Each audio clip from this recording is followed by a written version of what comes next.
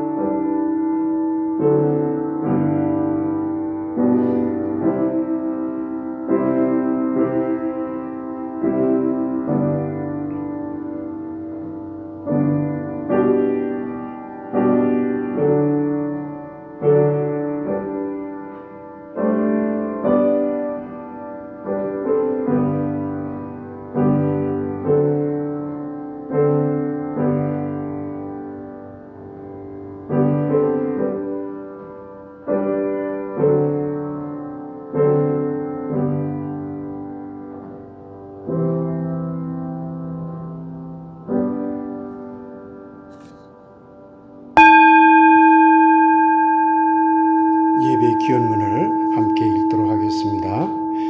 사랑의 하나님, 하나님은 모든 것이 충만하십니다. 그러나 이 땅에 우리들을 너무나 사랑하시어 하나님은 자신의 모든 것을 온전히 비워내십니다. 사랑의 하나님이시여, 이제 하나님의 그 텅 빈 곳을 바라봅니다. 이 예배를 통하여 그곳을 우리의 찬양과 기도로 채우소서. 이 예배를 통하여 우리 모두 하나님과 일치되는, 또한 모든 존재들과 일치되는 감격을 누리게 하소서. 아멘. 주님을 찬양하라, 떼제 공동체 노래, 지난주에도 함께 불렀습니다마는 오늘 다시 부르도록 하겠습니다. 한 5번 정도 반복하겠습니다.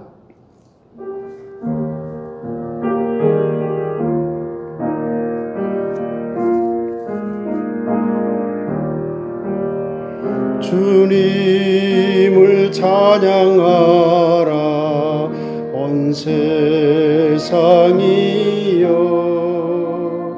주님을 찬양하라 온 세상이여,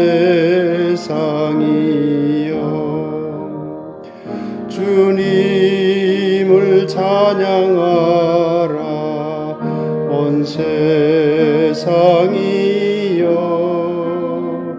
주님을 찬양하라 온 세상이여,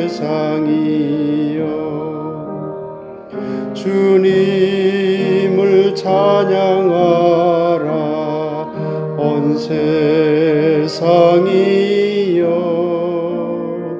주님을 찬양하라 온 세상이여. Laudate omnes gentes, laudate Dominum, laudate omnes gentes, laudate Dominum. 주님을 찬양하라 온 세상이여, 주님을 찬양하라 온 세상이여.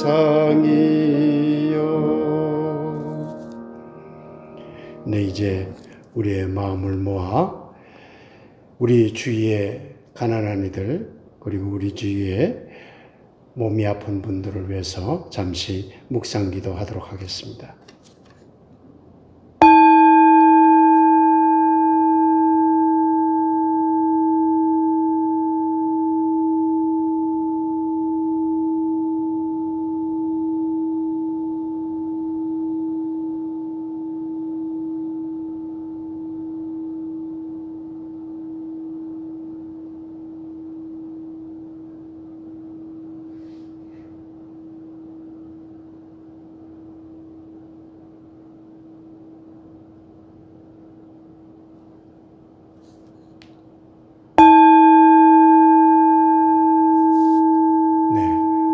말씀을 함께 읽도록 하겠습니다.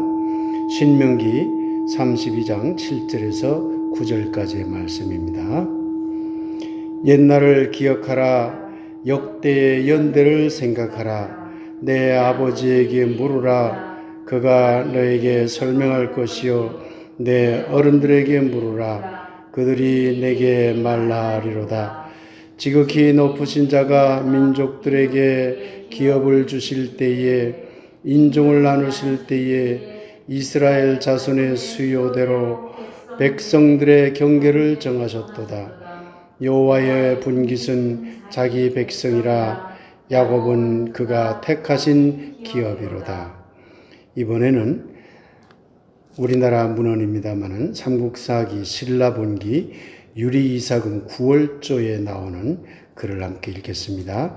한문은 제가 읽겠습니다. 번역본을 함께 읽어주시기 바랍니다. 지 8월 15일에 고기 공지 다소하니 부자치 주식이요 이사 승자라. 어시 가무 백희 개작하니 위지 가베라. 8월 15일이 되면 그 공의 많고 적음에 따라 진편이 술과 음식을 마련하여 이긴 편에 살해했다. 이때 노래와 춤, 백희와 각종 놀이를 하였는데 이를 가베라 하였다. 서로 공감하게 하소서. 오도진 장로께서 작사하신 그 가사에 붙인 곡입니다. 함께 찬양하도록 하겠습니다.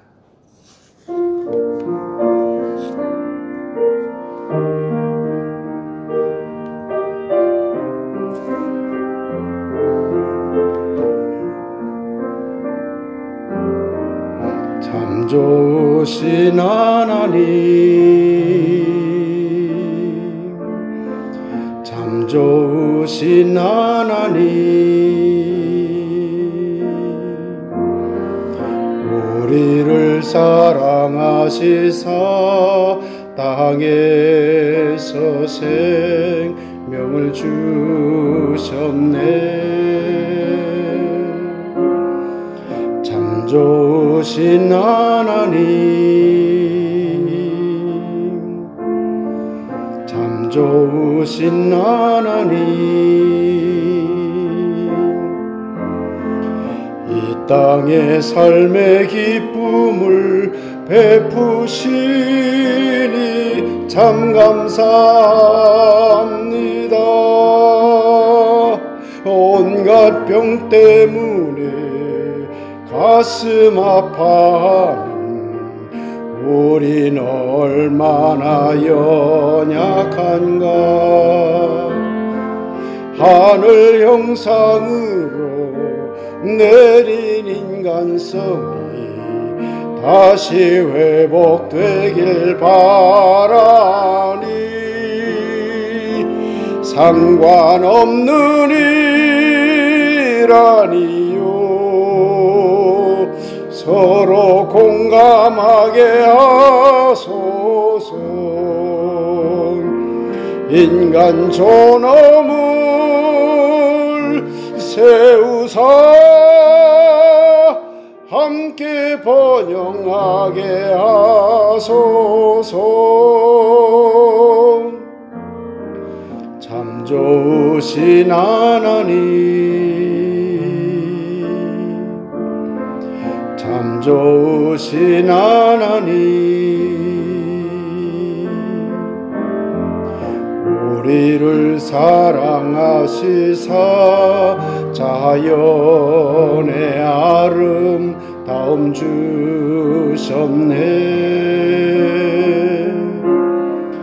참 좋으신 하나님, 참 좋으신 하나님, 그 속에 하나님 뜻을 알게 하니 참 감사합니다. 가진 것이 없고 외로움에 떠는 우린 얼마나 연약한가. 넓은 가슴으로 이은 사회성이 다시 회복되길 바라니 상관없는 일아니요 서로 공감하게 하소서. 작은 자들을 세우사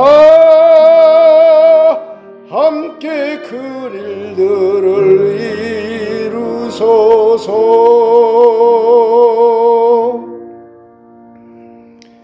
말씀을 위한 기도 함께 드리겠습니다. 사랑의 하나님, 진리의 하나님, 이 시간 이 부족한 것을 지켜주셔서 당신의 말씀을 올바르게 해석하고 아름답게 전할 수 있도록 지혜를 주시옵소서. 함께하는 우리 모든 교우들, 함께하는 모든 우리의 이웃들의 마음의 귀와 영적인 귀도 활짝 열어주셔서 주님의 말씀을 올바르게 받고 또한 아름답게 받게 하옵소서. 예수 그리스도 이름으로 기도하옵나이다. 아멘. 반갑습니다. 반갑습니다. 네, 오늘은 우리 교단에서 지키는 한가위 감사주일입니다. 추석 감사주일이죠. 이제 얼마 없으면 우리나라의 아주 큰 명절인 추석 명절이 되는데요. 오늘은 그 추석의 새로운 의미를 되돌아보는 그런 말씀을 준비해 보았습니다. 와우, 예술이네 라는 이러한 제목으로 함께 말씀을 나눠보도록 하겠습니다. 오늘도 말씀을 나눌 때에 여러분 모두 위에 하나님의 깨달음과 말씀의 감동이 넘치게 되길 예수 그리스도 이름으로 간절히 축원드립니다. 아멘. 오늘 함께 읽은 신명기 32장 7절에서 9절까지의 말씀을 함께 보도록 하겠습니다. 다시 한번 제가 읽겠습니다. 옛날을 기억하라. 역대의 연대를 생각하라. 내 아버지에게 물으라. 그가 내게 설명할 것이요. 내 어른들에게 물으라. 그들이 내게 말하리로다. 지극히 높으신 자가 민족들에게 기업을 주실 때에, 인종을 나누실 때에 이스라엘 자손의 수요대로 백성들의 경계를 정하셨도다. 여호와의 분깃은 자기 백성이라. 야곱은 그가 택하신 기업이로다. 이 말씀의 7절 말씀은 이스라엘 민족의 역사 또는 집안의 역사 또는 부모의 역사를 내 아버지에게 물어라. 오늘식으로 해석을 하자면 아버지와 어머니, 어른들에게 물어라. 이렇게 요청하고 있습니다. 왜 요청하고 있을까요? 이 점을 여러분 한번 생각해 보시기 바랍니다. 그리고 8절에서 9절까지는 하나님께서 이스라엘 백성들에게 이러하게 해 주셨다. 이렇게 말씀하고 있거든요. 그러니까 이스라엘 백성들이 이스라엘 백성 조상들로부터 들어야 할 이야기의 대전제가 하나님이 이렇게 해주셨다라는 내용으로 나타나고 있습니다. 오죽했으면 하나님의 분깃이 이스라엘 백성이라고 하고 있어요. 이건 이스라엘 민족의 입장에서 보면 엄청난 축복이거든요. 성서가 이스라엘 사람들의 생각에 의해서 쓰여진 글이라고 전제로 한다면 이 글은 이스라엘 민족을 위해서 이스라엘 민족의 이로움과 이익을 위해서 집중해서 하나님이 자기 편이라고 이렇게 쓴 글이라고 할 수 있을 겁니다. 이스라엘 민족은 자신들의 역사를 어떻게 해석했을까요? 신명기에 보면, 오늘 신명기 32장 함께 봤습니다만은 신명기에 보면요, 내 조상들에게 물어보라. 그리고 기억하라. 특별히 출애굽을 기억하라는 말이 15번 정도 나옵니다. 굉장히 많이 나오는 것이죠. 왜 출애굽을 기억하라고 했을까요? 뭔가 거기 어떤 사연이 있을 것 같습니다. 사실 학자들이 이제 여러 가지 조사라든가 여러 가지 고고학적 기록이라든가 이런 것을 토대로 해서 연구한 결과에 따르면 출애굽은 역사적 사실이 아니라고 합니다. 역사적으로 없었던 일이죠. 혹시 모르지요. 모세라고 하는 한 인물이 아주 소수의 사람을 데리고 애굽에서 나와서 광야로 들어간 사건이 있었을지는 모르죠. 그러나 성서가 말하는 것처럼 그렇게 거대한 출애굽 사건은 성서 이외의 그 어떤 문헌에서도 나타나지 않고, 더더군다나 이렇게 거대한 사건이라면 이집트 문헌이나 다양한 이집트의 고고학적인 그런 자료에 이런 사실이 남아있을 것입니다. 그러나 전혀 남아있지 않다고 하죠. 그래서 학자들은 이것은 이스라엘의 관점에서 자기 조상들의 이야기를 확대하고 그것을 승화시킨 하나의 스토리텔링으로 그렇게 보고 있는 것입니다. 이스라엘 백성들은요, 자신들의 이야기를 엄청나게 스토리텔링 했어요. 특히 이스라엘 백성들의 스토리텔링을 하는 키워드가 있습니다. 그것은 뭐냐면요, 아주 작은 일일지라도 어떤 경우에는 없던 일까지 끼워 넣으면서까지 그 작은 일들을 민족사적인 거대한 사건인 것처럼 또 세계사적인 어마어마한 이야기인 것처럼 확대합니다. 뿐만 아니라 확대한 내용들이 거의 대부분 철저하게 이스라엘 민족에게 이론적으로 이야기가 전개됩니다. 그러니 이스라엘 백성들의 스토리텔링은 자신들의 부모와 조상들의 역사에 대한, 그분들이 겪었던 여러 가지 사건들에 대한 스토리텔링은 두 가지로 요약할 수 있는 것이죠. 확대와 자기 이익을 위한 쪽으로 글을 쓴다는 것이죠. 이것을 이화라고 합니다. 이로울 이자에다가 변화할 화자를 써서 이화라고 하는 것이죠. 이스라엘 성서를 들여다보면 다 알 수 있어요. 히브리 성서, 우리가 흔히 구약 성서라고 말하는 히브리 성서로 들어가 볼까요? 창조 이야기도요, 이스라엘에게 유리하도록 쓰여져요. 출애굽도 당연히 그렇고요.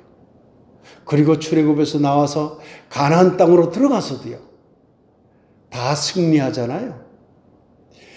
확대된 전쟁, 그리고 확대된 이익으로 전부 스토리텔링이 맞춰지고 있어요. 그뿐인가요? 사사들의 사건도 그렇고요. 다윗 왕이나 솔로몬의 왕, 그 위에 많은 왕들의 이야기들도 그렇게 스토리텔링이 됩니다. 오죽했으면 바빌론 제국의 포로로 끌려갔던 사람들이 돌아올 때 다른 나라 왕이 도와줬어요. 페르시아의 고레스 왕이 도와줬거든요. 그러니 분명히 적국의 나라인데도 불구하고 자기네 나라에 이익을 줬기 때문에 그 왕을 메시아라고까지 성서가 기록을 해요. 여러분 잘 아는 바대로 가나안 땅으로 들어갈 적에 기생 라합 이야기를 우리가 알죠? 기생 라합은 사실 따지고 보면요, 민족의 배반자예요. 그런데 이스라엘 민족에게는 이익이잖아요. 그러니까 아주 하나님이 꼭 기억을 할, 이스라엘 민족이 기억을 할 그런 인물로 기생 라합을 그리고 있죠. 그러니 성서에 나타나는 상당히 많은 기록들이 확대되고 자기 이로움의 관점에서 스토리텔링 되고 있다는 것을 알 수가 있습니다. 히브리 성서, 구약 성서만이 그런 게 아닙니다. 신약 성서도 그렇습니다. 예수님의 탄생도 그렇고, 예수님이 출가하고 세례받고 또한 광야 생활하는 내용도 그렇고, 예수님이 벌인 각종 기적과 병치료 이야기도 그렇고, 그리고 호산나 하고 많은 사람들이 그 외쳤다고 하는 예루살렘 입성 이야기도 그렇고, 학자들이요, 예수님이 예루살렘에 입성했을 때 소수가 입성했다고 그렇게 분석하고 있습니다. 그러나 성서는 어떻게 스토리텔링 되고 있지요? 많은 사람들이 호산나 다윗의 자손이 하고 외쳤다라고 스토리텔링이 되어 있죠. 확대하며 자기 이로움의 관점에서 스토리텔링이 되고 있는 것이죠. 부활 이야기도 마찬가지입니다. 그러니 이스라엘 백성의 역사관, 옛 일을 기억하고 역사의 연대를 생각하라고 한 오늘 본문의 이야기는 어떤 이야기가 되느냐면 객관적인 사실을 기억하라는 말이 아니에요. 무엇을 기억하라는 말이 될까요? 후손들이 부모들의 이야기, 조상들의 이야기에 대한 스토리텔링화된 이야기를 기억하라는 얘기예요. 이스라엘의 입장에서는 자기들이 벌였던 객관적 사실로서의 초라한 사건, 초라한 이야기 또는 어설픈 이야기라 할지라도 그것을 확대하고 이스라엘 민족에게 이롭게 매우 풍성하게 스토리 됐는데 그렇게 스토리텔링 된 이야기를 기억하라고 하는 것이. 이 점이 매우 중요합니다. 오늘 본문 이야기도 초라한 객관적 사실을 기억하라는 말이 아니라 확대되고 이화된 이로움의 관점에서 다시 서술된 확대된 이야기를 기억하라는 말이라는 뜻입니다. 삼국사기 신라본기 유리 이사금 구월조 이야기를 함께 생각해 보겠습니다. 이 이야기는 한가위의 유래에 관한 그런 기록입니다. 오늘 짧게 읽었습니다만은 이 이야기 전체 내용을 다시 줄여서 말씀드리면 이렇습니다. 왕이 나라에 6개의 부를 뒀어요. 그런데 그 6개의 부를 두 편으로 나누도록 했어요. 그리고는 왕녀 한 명씩을 시켜서 말하자면 대장을 삼아서 각 팀을 짜라고 했어요. 무슨 팀? 길쌈을 짜는 팀을 만들라고 그랬어요. 그래서 경쟁을 붙였어요. 그리고는 8월 15일, 음력 8월 15일 되는 날 그 길쌈 짠 것들을 놓고 누가 많이 짰느냐를 따져서 승자와 패자를 갈랐죠. 그러면 진 쪽은 이긴 쪽에다가 술도 대접하고 먹을 것도 대접하고 이렇게 하면서 함께 어울렸다는 얘기예요. 그런데 마지막 문달이 매우 재미있습니다.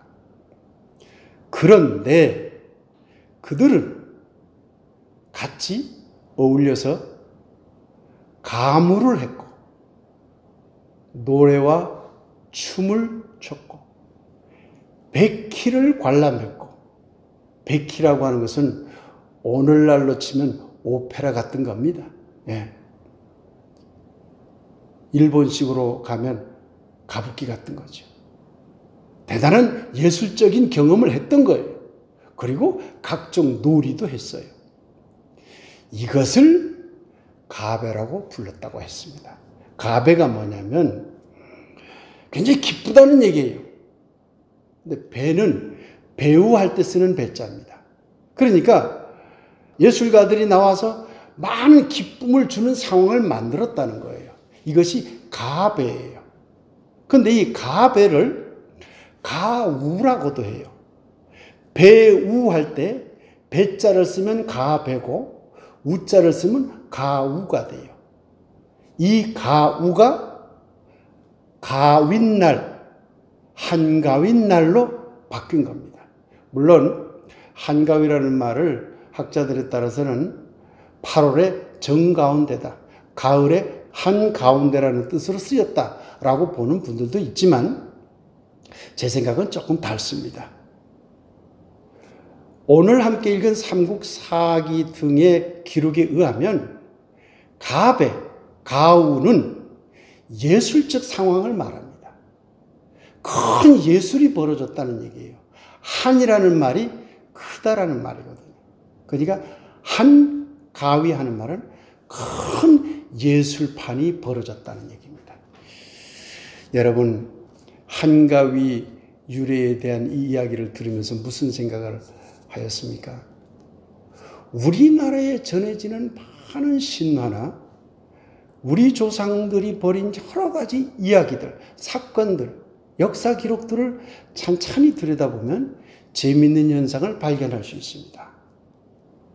우리 민족도 스토리텔링을 했습니다. 그런데 우리 민족은 이스라엘처럼 이로움의 관점에서 스토리텔링을 하지 않았어요. 대부분의 경우는 예술적 관점에서 스토리텔링을 해요. 많은 이야기들이 예술적인 상황에서 결말을 맺어요. 이상하잖아요. 이스라엘 민족은 이화, 이로움의 관점, 우리는 미화, 아름다움의 관점에서 스토리텔링을 하고 있다는 얘기입니다. 재미있는 차이라고 생각이 됩니다. 저의 연구에 의하면 우리 민족은 고대나 삼국시대나 남북조 시대, 이제 신라와 북쪽에 있는 발해 시대를 남북조 시대라고 그러죠. 남북조 시대 그리고 고려 시대에 이르기까지 우리나라는 예술적 승화에 매우 능한 민족이었어요. 조선 시대에 들어와서 성리학이 적극 도입되면서 의로움의 문제가 굉장히 강조된 일면이 있었지만, 그러나 다시 우리 사회는 예술적 승화의 미화의 사회로 다시 바뀌고 있습니다. 저는 지금 2021년도 현대사회의 대한민국을 예술적 승화가 되는 나라라고 저는 보고 있어요. 언젠가 여러분에게 말씀드렸죠. 문화 강국을 백범 킹구 선생이 원한다고. 그 문화 강국이란 예술적 승화된 나라를 말하는 것이죠.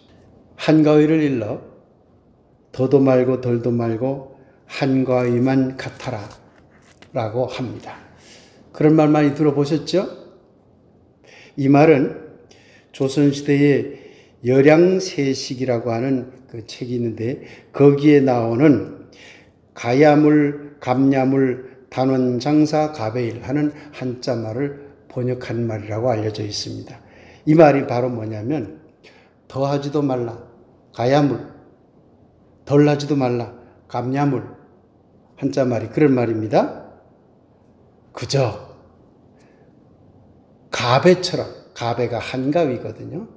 한가위인 날처럼 항상 기쁨이 계속 이어졌으면 좋겠다, 이런 뜻입니다. 그러니 더도 말고 덜도 말고 한가위만 같아라, 이 말과 같은 뜻이 되는 것이죠. 이 말은요, 가난하지만 추석이 되면 풍성함으로 1년 내내 추석 때처럼 풍성하면 좋겠다라는 의미로 해석하기도 하지만, 저는 그보다는 한가위만 같아라라는 이 말의 뜻이 뭘까? 한가위가 앞에서 제가 뭐라고 말씀드렸습니까? 큰 예술이라고 그랬잖아요. 그러니 더도 말고 덜도 말고 우리의 삶이 항상 큰 예술과 같아라, 이렇게 새롭게 번역할 수도 있다고 생각을 합니다. 그래야 사실은 우리 민족의 스토리텔링과 맞아떨어져요. 우리 민족은 한가위, 큰 예술로 승화되는 그러한 심성을 좋아하는 민족이라는 뜻이죠. 여러분, 제가 제주도 민요를 많이 연구했다는 것은 잘 아시죠? 그런데 제주도 민요를 연구하다 보면 이어도라는 말을 수없이 듣게 됩니다. 그래서 많은 학자들이 또는 많은 학생들이, 교수님, 이어도가 어디에 있습니까? 이어도는 어떤 섬입니까? 이걸 자꾸 물어요. 그런데 제가 연구해 본 바에 의하면 이효도를 섬의 실체로서 표현하는 민요 가사 구절은 거의 없습니다. 근데 왜 이효도라는 것을 제주도 사람들이 많이 알게 됐죠? 그래서 제가 어떤 학술 세미나에서 이런 말을 썼습니다. 아름다운 왜곡이지요. 사실은요, 이효도가 우리의 역사 기록이나 우리의 문헌 기록에 거의 나타나지 않지만 그것이 환상의 섬이라는 그런 것으로 스토리텔링 되면서 또 소설화되기도 하고 드라마화되기도 하면서 새롭게 이효도를 인식하게 된 거죠. 그러니 이효도는 객관적 사실로서는 참이라고 할 수 없을지 몰라도 우리들 마음속에는 매우 아름다운 감동으로 다가오는 승화된 섬으로 존재하는 것이죠. 아름다운 왜곡이죠. 제가 이 설교를 준비하면서 제가 몇 차례 본 영화입니다. 큰 감동을 받았던 빅피쉬라는 영화를 생각해 보았습니다. 이 빅피쉬, 큰 물고기라는 그런 영화예요. 이 이야기 줄거리를 잠시 말씀드리면 이렇습니다. 혹시 보신 분도 계실지 모르는데 안 보신 분은 이번 추석 연휴 때 빅피쉬라는 영화를 꼭 보시기 바랍니다. 한 아버지가 있었어요. 그런데 아주 떠돌이 기질이 있어서 계속 밖으로 나돌아다녔어요. 물론 돈 벌기 위해서도 돌아다녔지요. 그런데 이분은 이야기꾼이에요. 끊임없이 이야기를 해요. 자식에게, 아들에게 어릴 때부터 아버지가 경험했던 이야기를 무진장해 줍니다. 그런데 아들이 듣기에는 너무 허황된 이야기예요. 마녀를 만났다느니, 키가 집채만한 거인을 만났다느니, 이상한 유령 마을이 있었는데 거기 가서 유령 같은 사람들하고 생활했던 여러 가지 이야기를 해준다든지 도대체 믿을 수 없는 이야기들을 끊임없이 해줘요. 이 아들이 기자가 됐어요. 기자의 직업의 특징이 뭡니까? 객관적인 사실을 전하는 사람들이에요. 그걸 사명으로 하는 사람들이죠. 그러니 기자가 된 아들의 입장에서는 아버지의 이야기가 당최 믿을 수도 없고 정말 짜증나는 이야기죠. 그냥 이야기를 꾸며낸 것만 같죠. 허황되고. 그런데 아버지가 돌아가시게 됐죠. 그래서 부랴부랴 기자 생활하던 곳에서부터 고향으로 돌아와서. 그런데 그 돌아온 아들을 붙잡고 죽어가면서도 아버지는 자기가 돌아다녔던 그 이야기들을 장황스럽게 너무나 아름답게 포장해서 아주 환상적으로 이야기를 전합니다. 아들은 그때서야 비로소 깨닫기 시작합니다. 아버지가 자기가 겪었던 이야기들이 초라한 사실일 수도 있고 그게 감동적인 이야기가 아닐지 몰라도 자기가 경험했던 그 작은 사실, 초라한 사실을 얼마만큼 우리들에게 아름답게 전해주고 있는가. 그러니 아버지는 초라한 사실보다 아름다운 진심을 선택한 이야기꾼이었다는 거죠. 이걸 깨달은 거죠. 그래서 아버지가 돌아가시고 나니까 그때 마녀도 나타났어요. 그때 거인도 나타났어요. 그때 이야기됐던 많은 사람들도 나타났어요. 다 사실이었죠. 그러나 아버지의 이야기 속에 나타났던 인물들처럼 그렇게 화려하고 그렇게 웅장하지는 않았지요. 그러나 그 아버지는 작고 초라한 이야기 속에서 매우 아름답게 예술적으로 승화할 줄 아는 미화의 능력을 갖고 있었던 겁니다. 그래서 스토리텔링을 한 거예요. 여러분 이 영화 꼭 보시기 바랍니다. 진실이기 이전에 감동을 주지 못하면 그 진실은 그다지 가치가 없게 된다는 거죠. 이것이 이 영화가 보여주는 겁니다. 초라한 진실이라 할지라도 그것을 아름답게 승화하는 것이 더 사랑에 가깝다는 거예요. 저는 이 설교를 준비하고 그 영화를 생각하면서 사실 가슴이 뭉클했거든요. 지금도 좀 뭉클합니다만은 여러분 꼭 이 영화를 보면서 오늘 설교와 연결시켜 보시기 바랍니다. 요즘 우리의 추석은 큰 예술로서의 한가위는 되지 못하고 있는 것 같습니다.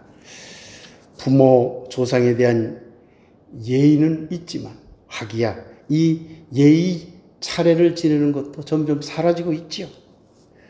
부모나 조상의 이야기는 아예 사라지고 있습니다.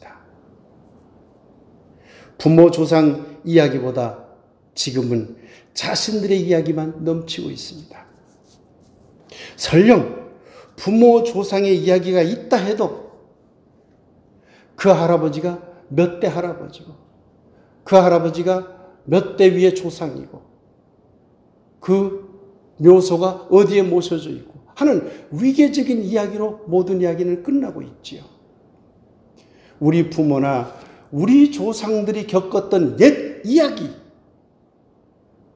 역사적 연대로서 나타나는 옛 이야기가 설령 초라한 이야기라 할지라도 그 이야기가 얼마만큼 후손들에 의해서 아름답게 승화되고 있을까?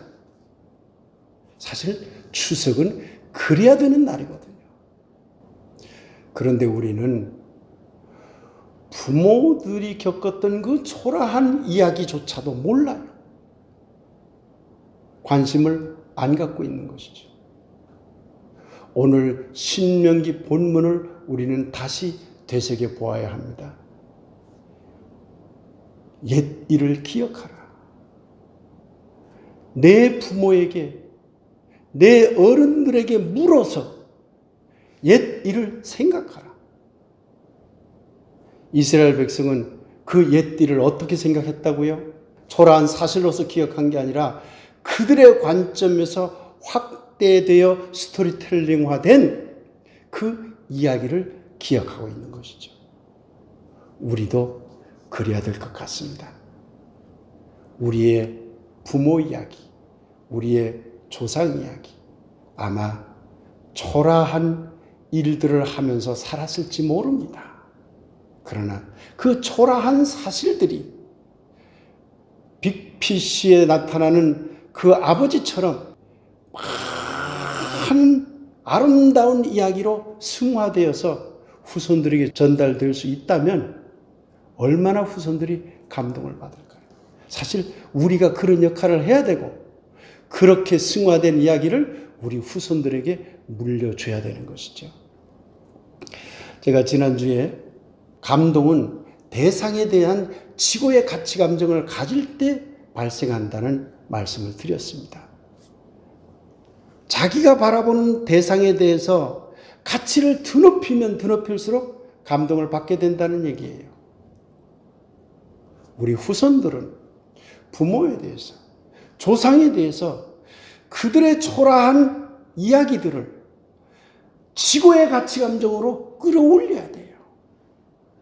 그렇게 될 때 우리의 가슴 속에 부모와 조상을 향한 뜨거운 감동이 일어날 수 있는 것입니다. 와우 예술이라는 말이 있죠. 요리를 끝내주게 맛있게 하면 사람들이 뭐라고 하는 줄 아세요? 와우 요리네 그렇게 안 해요. 와 운동이네 그렇게도 안 해요. 그렇다고요. 와 하나님이네 그렇게도 안 해요.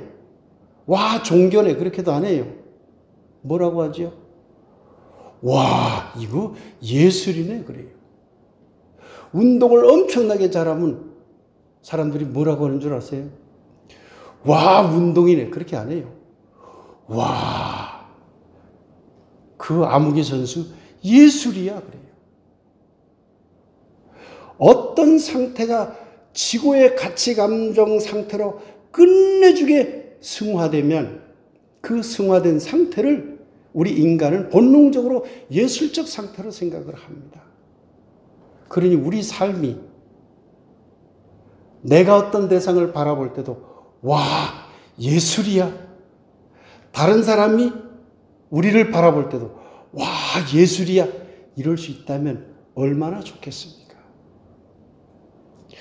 사랑하는 들빛교회 교우 여러분, 그리고 가족 여러분, 또한 이 말씀에 함께하는 우리 이웃 여러분, 여러분이 맞이하는 추석 명절이 기쁨과 감동으로 넘치게 되기를 빕니다. 사랑하는 여러분, 사랑은 진실이 아니라 감동입니다. 사랑은 초라한 진실이기보다 아름다운 승화입니다. 사랑은 학문이 아니라 예술입니다. 사랑은 진이나 선악의 분리가 아니라 그것을 넘어서는 조화입니다. 때문에 사랑은 차가운 들춤보다 따뜻한 감춤을 원합니다. 때문에 사랑은 아름다운 왜곡입니다. 신은 사랑입니다. 그렇다면 여러분, 하나님은 진위를 예리하게 따지는 절대 진리자일까요? 아니면 하나님은 선악을 명쾌히 가르는 최고 재판관일까요? 그도 아니면 우리가 믿는 신은 예술의 맛을 나는 멋쟁이일까요? 어떤 하나님을 여러분 믿으십니까? 신은 예술입니다.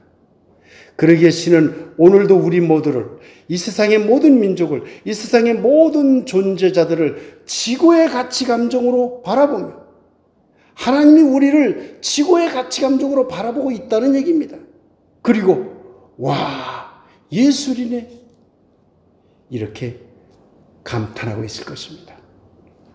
비록 우리의 이야기가 허접스럽고 쪼잔하고 거짓되고 초라해도 하나님은 오늘도 우리 이야기를 객관적 사실이라는 잣대로 기억하지 않고 아름답게 승화하여 어쩌면 아름답게 왜곡하면서까지 우리 이야기를 아름답게 스토리텔링하여 와우, 예술이네 하고 감동하고 있을 것만 같습니다. 그것이 하나님의 일이니까요. 왜? 하나님은 사랑이니까. 사랑하는 들빛교회 교우 여러분, 내일 모레면 한가위 추석입니다. 부모님이나 조상님의 이야기를 아름답게 승화할 줄 아는, 그리고 우리 이웃들의 이야기도 그렇게 아름답게 승화할 줄 아는 멋진 교우들이 되었으면 합니다. 동시에 우리 자신의 삶도 객관적 사실 이야기로 가득하기보다 아름다운 승화 이야기로 가득하게 되었으면 합니다. 그 결과 부모님이나 조상님의 이야기를 들으며 와, 예술이네, 이웃들의 이야기를 들으면서도 와, 예술이네 하고 감동하는 기쁨이 넘치게 되었으면 합니다. 또한 다른 사람들이 우리 자신의 이야기를 기억하며 와, 예술이네 하고 감동을 받도록 우리 자신의 삶 또한 스스로 아름답게 승화시켜 나가기 위한 노력을 경주해야 될 것입니다. 들빛교회 교우 여러분, 그리고 이 말씀에 함께하는 이웃 여러분 위에 큰 예술로서의 한가위의 축복이, 그리고 우리 모두의 이야기를 아름답게 승화하여 서로 감동을 주고받는 축복이 넘치고 넘치게 되길 우리를 향해 오늘도 와, 예술이네 하고 계실 것만 같은 하나님의 이름을 빌어 간절히 축원드립니다. 아멘. 아멘. 네, 이제 예술 승화 그리고 감사라는 주제를 가지고 잠시 말씀 묵상하겠습니다.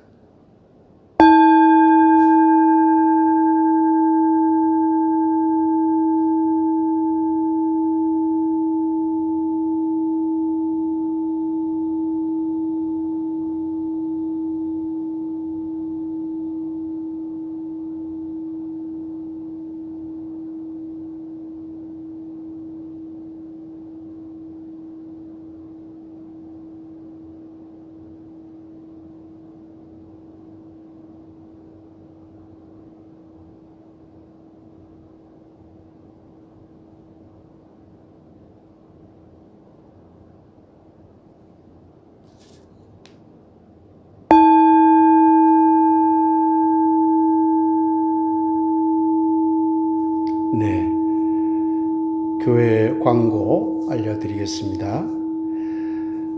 다음 주까지 비대면 예배로 드릴 계획입니다. 그리고 10월 첫 주, 그러니까 10월 3일부터 교회에서 대면으로 예배 드릴 계획을 갖고 있습니다. 미리미리 시간을 잘 조정해 주시고요. 이제 다음 주 예배 드리면서 다시 한 번 더 대면 예배 광고를 확정적으로 알려드리도록 하겠습니다. 암이라든가 지병으로 고생 중인 우리 교우들 그리고 이웃들을 기억하면서 항상 기도로 연대해 주시기 바랍니다. 시골 목사 서양 철학을 걷다 6번째 동영상을 올렸습니다. 아리스토텔레스 이야기와 기독교와의 관계를 다루었습니다. 조현준 청년이 9월 13일자로 군대 입대했습니다. 지금 논산훈련소에서 열심히 훈련받고 있는데요. 위에서 항상 기도해 주시면 고맙겠습니다. 추석 명절 가정예배 순서지를 우리 교회 단톡방에 올려놓겠습니다. 가정별로 참고하시기 바랍니다. 이제 에베소서 4장에 한 신앙고백 함께 노래하겠습니다.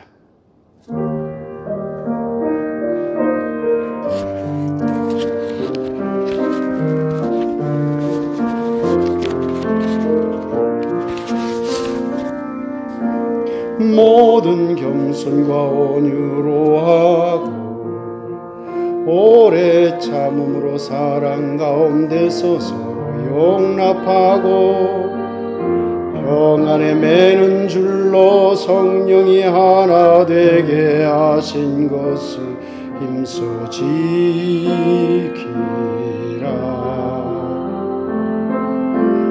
하나님은 한 분이시니 곧 만유의 아버지시라. 만유 위에 계시고 만유를 통일하시고 만유 가운데 계시던 말씀에 의지하여 만유 위에 계시고 만유를 통일하시고 만유 안에 계시는 하나님을 믿으며 겸손과 온유와 인내와 사랑으로 서로 화해하고 평안을 바라며 한 마음으로 살아가는 것이 참다운 우리의 신앙임을 고백합니다.